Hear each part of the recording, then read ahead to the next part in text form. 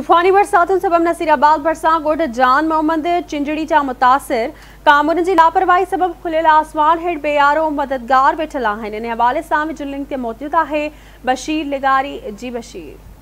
समूरी सिंध जिया नसीराबाद तालको बि तूफ़ानी बरसात सबब सख्त मुतासिर थियो आहे, जंहिंमें 80 सैकड़ों का वधीक नसीराबाद तालके जा ॻोठ ॿुॾी मसमार थी मुअन जो धड़े जो ॾेख ॾेई रहिया आहिनि।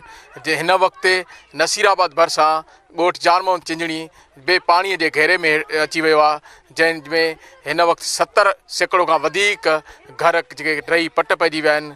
ॻोठाणा खुलियल आसमान हेठि सरकार जी वाहर जे जा मुंतज़िर आहिनि। ॻोठाणनि आवाज़ टीवीअ सां ॻाल्हाईंदे चयो त जगह डथिया पे खाण पीअण का अटा को गरीब को गेडर खपे ना पे तब 150 वाला 70 रुपये किला गिनते हैं। तो इतो को भी सियासतदान नहीं आया, MP MN ना वाइस चेयरमैन आए ना वाइस काउंसलर कोई अड़े मिसाल नहीं ना आए थे, को भी असा को सियासी फंड नहीं मिला। हुकूमत ने MN MP ओडी महिल असां को कूड़ा नारा हणाए असां तव्हांखे सभु कुझु ॾींदासीं, हीअं कंदासीं।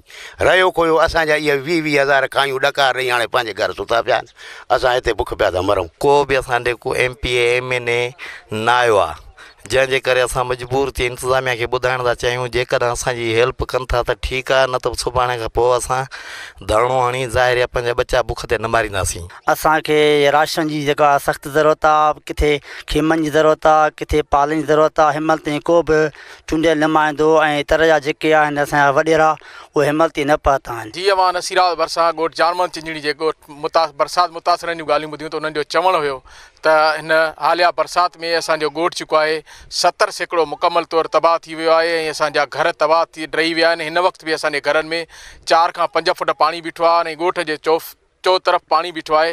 हिन वक़्तु ताईं को बि असां वटि चूंडियल नुमाइंदो न आयो आहे, न वरी को सरकारी कामूर आयो आहे। उन्हनि सिंध हुकूमत खां मुतालबो कयो त फौरी तौर ते असांजे ॻोठ मां बरसाती पाणी कढी करे असांखे राशन ॾिनो वञे। हिन वक़्तु राशन न मिलण जे करे असांजा जेके बच्चा आहिनि उहे लंघण ते आहिनि ऐं लावारस लॻा वेठा आहियूं ऐं बेयारो मददगार रोड जे किनारे ते वेठा आहियूं। कैमरामैन मोहसिन कोते बोडाणो सां गॾु बशीर अहमद लिगारी, आवाज़ TV, नसीराबाद।